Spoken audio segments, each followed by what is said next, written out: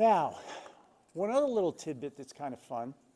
We have this thing called a priori versus a posteriori knowledge. These are the big words that make you feel so smart, that make us so intelligent, right?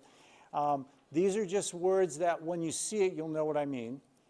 A priori knowledge, all it means is, it means from that which comes before, and that's knowledge you always had before having to experience anything. It's knowledge you had. For example, do I need to understand the Bible to know that stealing is a sin? I didn't need the Bible for that, right? I knew taking from someone else was wrong. I didn't read the Bible and go, oh, well, it's a good thing I read that. I would never have known that, right? Right? There are things we know that we don't have to observe.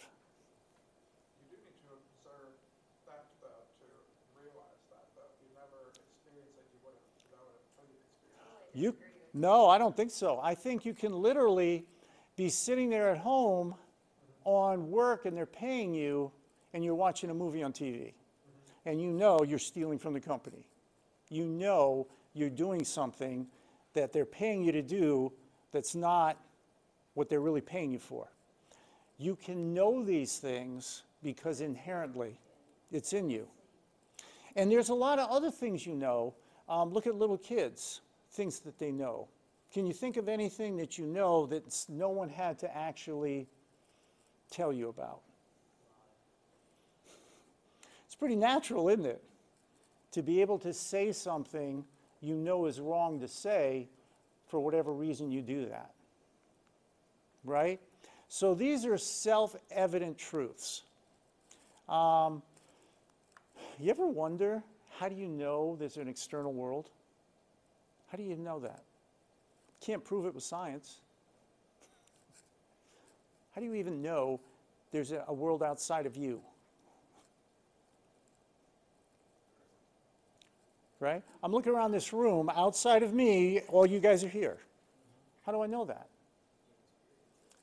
Did I have to read a book or study it or figure it out? No. We naturally know there's a world outside of us that exists. It's a priori. It's self-evident. This is the same thing we're talking about men versus women. They're turning an a priori truth into something that makes you wonder. We have people actually apologizing because they called somebody by the wrong pronoun. It's like, how did we take something that's self-evident, a man versus a female, and get to the point where I can lose my job if I don't have something that's true? Or this whole thing with skin color. I actually should walk around with guilt because I'm white, because of something that happened 250 years ago. And I should feel I have a moral failure within me, so I therefore need to apologize for being me. See what I'm saying? These are things that are self-evident that we no longer see or understand. The world is trying to turn it on us. So here's an example. Compassion is a virtue of human beings. Is that true? Is it virtuous? Is compassion virtuous? Yeah. Is it a virtue of garter snakes or snails? Okay, so the first premise, got it. I'm a human being.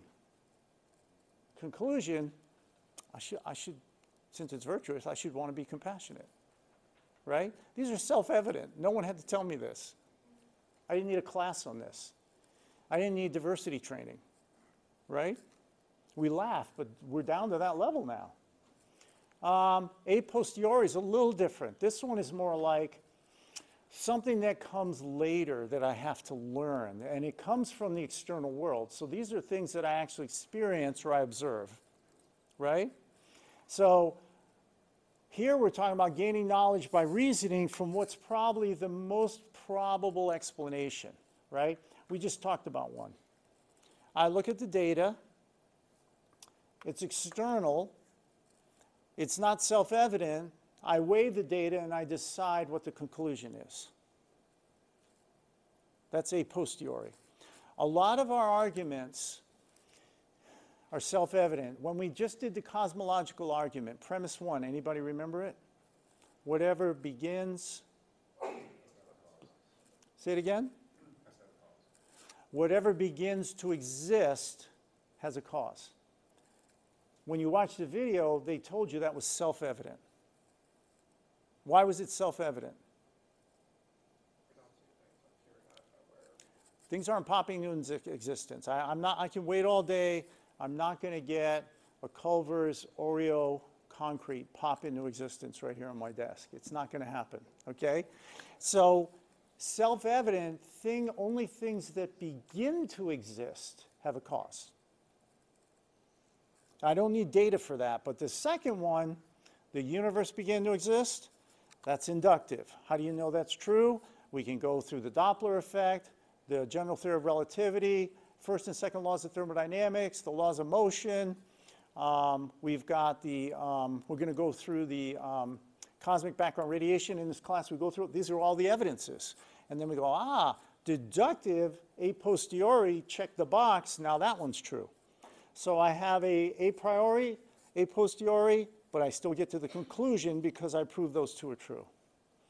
This may sound like a lot, and you're wondering, what does this have to do with reality? This is literally the way you're supposed to be taught in school. This is the way you learn, and our culture is going opposite of this with feelings. So I want you to understand how the Bible works. This is how the Bible works. The Bible doesn't give feelings. The Bible literally goes through and uses deductive logic all the time.